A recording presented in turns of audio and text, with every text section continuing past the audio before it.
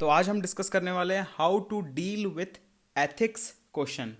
काफ़ी लोगों को एक क्वेरी रहता है कि सर ये समझ में नहीं आता कि एथिक्स को कैसे पढ़ें, किस चीज़ को इम्पोर्टेंस दें, किसको नहीं दें, किस टाइप का सवाल उठ सकता है वहाँ से, हम किस चीज़ पे ज़्यादा फोकस करें, किस पे नहीं करें। तो इन तमाम सवालों के जवाब मैं आज आपको इस वीडियो में देने वाला हूँ। तो आप पूरा वीडियो ध्यान से देखिएगा, एंड तक देखिएगा। आपकी काफ़ी मेहनत स्ट्रीमलाइन हो सकती है, आप सही जगह पे मेहनत करोगे और ज़्यादा से ज़्यादा मार्क्स लेकर आओगे। यही मेरा उद्देश्य है। तो शुरुआत करते हैं इस वीडियो से। मैं हूं अनर्क जैन फ्रॉम निधिश्री एकेडमी। चलिए देखते हैं। तो हम सबसे पहले देखते हैं कि मार्क्स भाई कितने एलोकेटेड हैं। तो एथिक्स का पेपर आपका 200 नंबर का होगा। ये पेपर आपका 3 घंटे चलेगा। इस पेपर का नंबर होगा पेपर 4 एथिक्स का। इस पूरे सिलेबस को 5 यूनिट में डिवाइड किया गया है। हर यूनिट 40 मार्क्स की है। उसमें भी हर क्वेश्चन के बारे में बताया गया है कि किस टाइप के क्वेश्चंस हर यूनिट से पूछे जाएंगे, वो मैं आपको आगे बताता हूँ। पहला यूनिट होगा आपका फिलोसोफर्स, थिंकर्स और सोशल रिफॉर्मर्स का। एक बेसिक चीज़ आपको याद रखनी है कि कोई भी इंसान जिसका आपका सिलेबस में नाम लिख रखा है, वो या तो एक फिलोसोफर होगा, या तो वो एक थिंकर होगा, या वो एक सोशल रिफॉर्मर होगा। इनका कॉम्बिनेशन भी हो सकता है, पर वो किसी एक चीज़ के लिए बहुत ज़्यादा फेमस होगा। जैसे कि अगर मैं एरिस्टोटल का नाम लूँ, या प्लेटो का नाम लूँ, या सोक्रेटिस का नाम लूँ, तो ये सारे के सारे फिलोसोफर्स हैं।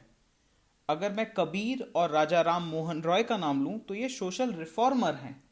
ओके, इसी तरह आपको बाकी लोगों को भी कैटेगराइज करना है कि वो किस चीज़ के लिए ज़्यादा फेमस हैं।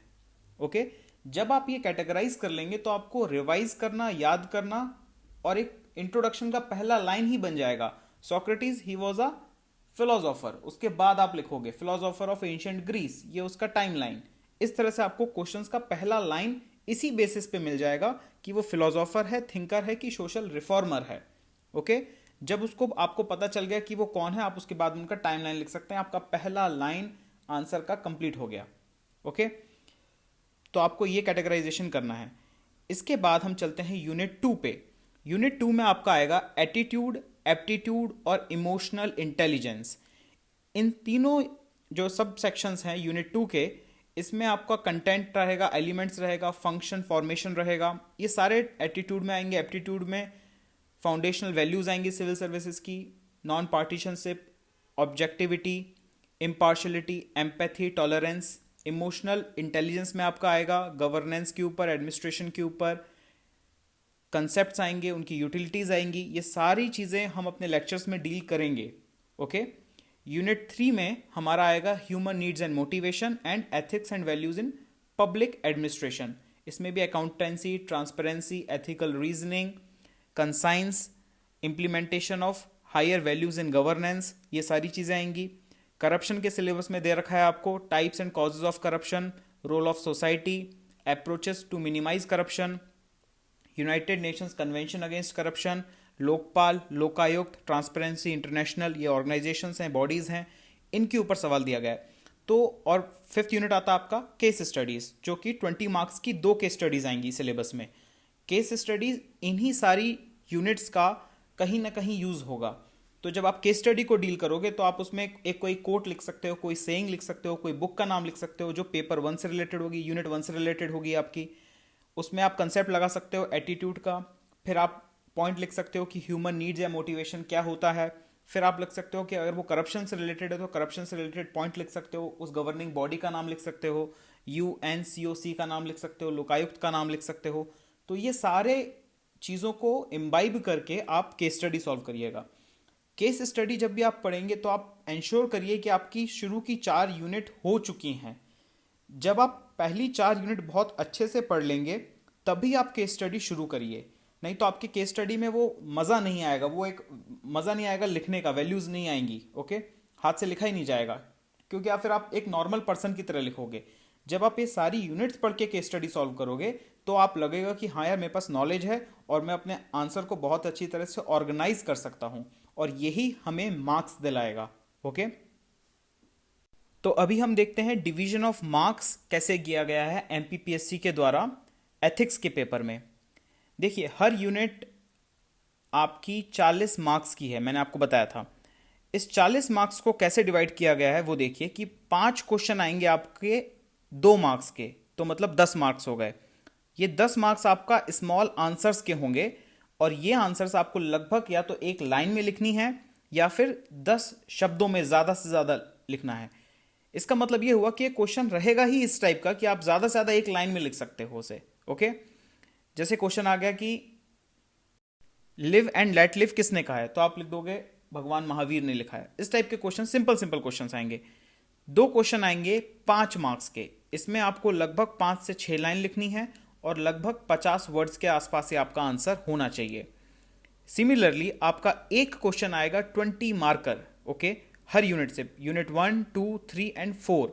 ओके, वो लॉन्ग क्वेश्चन रहेगा, लॉन्ग आंसर क्वेश्चन रहेगा, to be written in 200 words.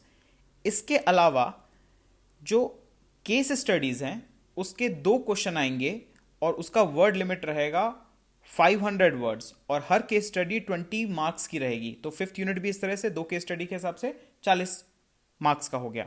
तो टोटल 5 यूनिट, एक यूनिट 40 मार्क्स की, 200 मार्क्स का आपका सारी यूनिट्स हो गई। ओके, क्लियर है यहाँ तक? अब एक बार आप फिर से ध्यान से देख लीजिए सारी यूनिट्स को। यूनिट 1 में हमें क्या क्या देखना है। आगे जो मैं पढ़ाने जा रहा हूँ वो ये बताऊंगा आपको कि 2 मार्कर के लिए आपको अपनी पढ़ाई किस तरह से करनी है, 5 मार्कर के लिए कैसे करनी और 20 मार्कर के लिए कैसे करनी है। तो ये आपके सामने है, एक बार फिर से यूनिट्स आपकी एक बार देख लीजिए उसे। तो आपको पढ़ते वक्त कलर कोडिंग यूज करनी है। कलर कोडिंग मतलब आपको 3 अलग अलग कलर के पेन लेने हैं। ये पेन आपका बेसिकली 2 मार्क्स, 5 मार्क्स और 20 मार्कर का इंडिकेटर रहेगा। 2 मार्कर के क्वेश्चंस में आपको ये चीज हमेशा याद रखनी है कि कैसे सवाल पूछे जा सकते हैं। नेचुरली आपसे बुक्स का नाम पूछा जा सकता है कि इस रिफॉर्मर ने कौन सी बुक्स लिखी, उसकी फिलॉसफी का नाम पूछा जा सकता है, उसका सेइंग्स पूछा जा सकता है। ये 3 टॉपिक जो रहेंगे ये आपके यूनिट 1 से निकलेंगे जनरली। जैसे कि अगर मैं आपसे पूछ लूँ टैगोर की किसी बुक का नाम, गीतांजलि का नाम, तो ये बुक किसने लिखी, फिलॉसफी क्या थी, या कबीर की फिलॉसफी क्या थी, या एरिस्टोटल की फिलॉसफी क्या थी। ओके, राजा राम मोहन रॉय की बुक का नाम बताइए। इस तरह के सवाल, तो ये 2 मार्कर आपके सवाल यहाँ से बनेंगे। जब आती है बात बेसिक डेफिनेशन की, तो ये बेसिक डेफिनेशन किसी रिफॉर्मर ने तो दी नहीं है, तो बेसिक डेफिनेशंस कहाँ आएंगी, आपके यूनिट 2 में और 3 में और इसके अलावा यूनिट 4 में। जैसे कि करप्शन की बेसिक डेफिनेशन, या फिर गवर्नेंस की बेसिक डेफिनेशन, या फिर foundational value of civil services की डेफिनेशन क्या होता है ये। इसके साथ ही क्वेश्चंस बनते हैं कंसेप्ट के ऊपर या फिर किसी रिपोर्ट के ऊपर। जैसे ARC सेकंड, जो आपके एडमिनिस्ट्रेटिव रिफॉर्म्स कमीशन, उसका सेकंड यूनिट, सेकंड जो पार्ट है, उसमें एथिक्स के बारे में काफ़ी दिया है। सिटीजन सेंट्रिक सर्विसेज, ये सारी क्वेश्चंस आपके 2 मार्कर में आ सकते हैं। ये रिपोर्ट का नाम, कंसेप्ट का नाम, बेसिक डेफिनेशन। तो जब आप पढ़ें तो आप किसी कलर से मार्क कर लीजिएगा कि ये बुक का नाम, ये डेफिनेशन का नाम, जो 2-2, 3-3 लाइन की रहेगी, या एक लाइन में आप उसको लिख सकते हो, 10 शब्दों में लिख सकते हो। तो शुरू से जब आपके नोट्स बनेंगे तो ही आप वहां मार्क कर सकते हैं 2 मार्कर में। इससे होगा ये कि एग्जाम में आपको रिकॉल करना काफ़ी आसान रहेगा क्योंकि आपने उस कलर कोड पे वो लगा रखा है। ओके, ये आपको काफ़ी हेल्प करेगा। 5 मार्कर्स आपको लिखने होते हैं 5 से 6 लाइन के अंदर। तो जाहिर सी बात है कि अब हमें क्वेश्चंस को थोड़े ब्रॉड लेवल पे देखना है। इसमें दूसरे कलर कोड यूज़ करके आप क्या यूज़ मार्क करेंगे कि उसकी प्रॉपर डेफिनेशन मार्क कर लेंगे। करप्शन की एक प्रॉपर डेफिनेशन दी गई हुई है। फिलॉसफी मार्क कर लेंगे कि किसी इंसान की कैसी फिलॉसफी है, जैसे कि मॉडल ऑफ एथिक्स एक विवेकानंद ने बताया था, तो ये सीधे 5 मार्कर का क्वेश्चन आ जाता है। ब्रह्म समाज 5 मार्कर का क्वेश्चन बनता है। किसी बुक के बारे में पूछ लिया, जैसे कि मैंने आपसे पूछा कि एरिस्टोटल की कोई बुक है या फिर प्लेटो की बुक है द रिपब्लिक, रिपब्लिक के बारे में लिखिए। ओके, टैगोर का कंसेप्ट या टैगोर के एजुकेशनल व्यूज क्या थे, शांति निकेतन के बारे में लिखिए। तो ये 5 मार्कर क्वेश्चन बन जाते हैं क्योंकि आपको कंटेंट रहता है आपके पास लगभग 5 से 6 लाइंस का या 50 वर्ड के हिसाब से।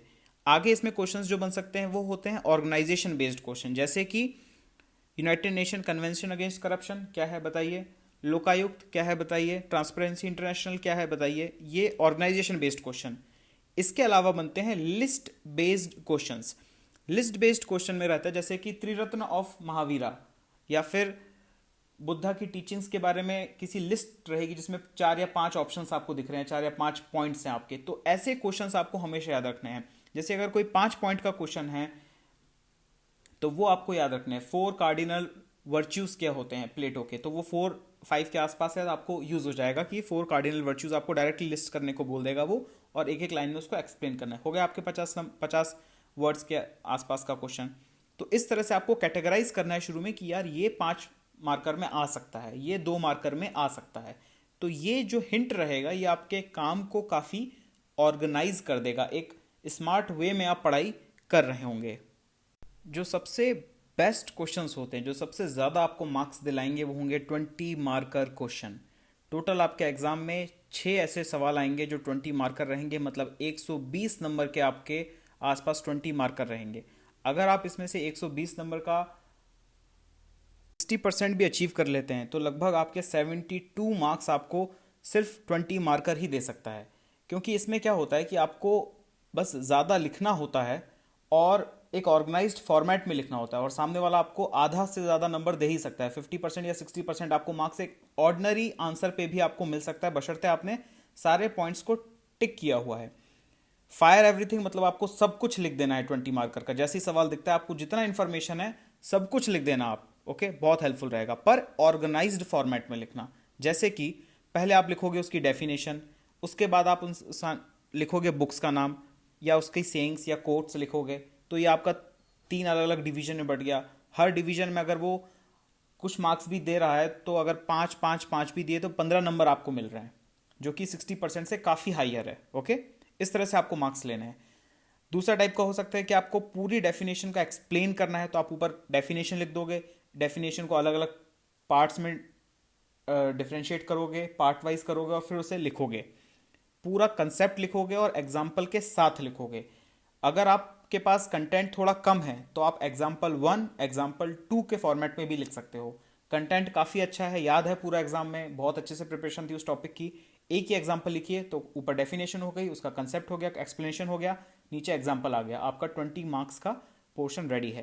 पूरा याद रखिएगा कि 20 मार्कर में आपको क्वेश्चंस को डिवाइड करना है। अगर जितने ज़्यादा डिवीजन रहेंगे, आइडियली 3 से 4 डिवीजन मोर देन इनफ है। हर डिवीजन में कोशिश करना है कि आपको 3 से 4 मार्क्स मिल जाएं। अगर हर डिवीजन में 4 मार्क्स भी मिलते हैं या 3 से 4 या 4 डिवीजन भी आप करते हो तो आपको काफ़ी हेल्प हो जाएगा कि, तो डिवीजन के पॉइंट ऑफ व्यू से आपको ये क्वेश्चंस करने हैं।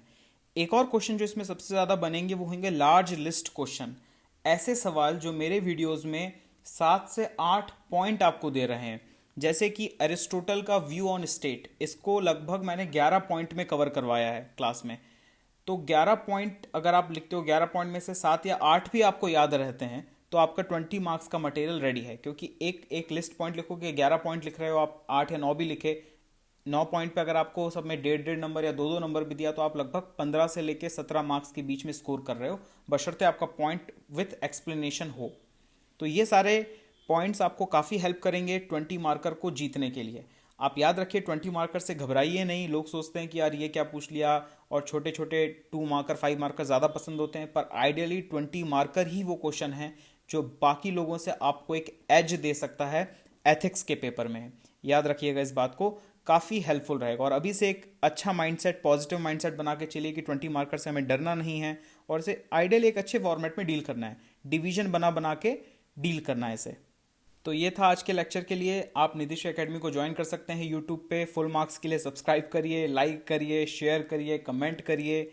जो भी आपके जान पहचान में हो उनसे बताइए कि हमने एकेडमी खोली है, इंग्लिश में हम पढ़ा रहे हैं, हमारा सारा कंटेंट इंग्लिश में है और काफ़ी ट्रेंड, काफ़ी एक्सपीरियंस्ड फैकल्टी यहाँ पढ़ा रहे हैं।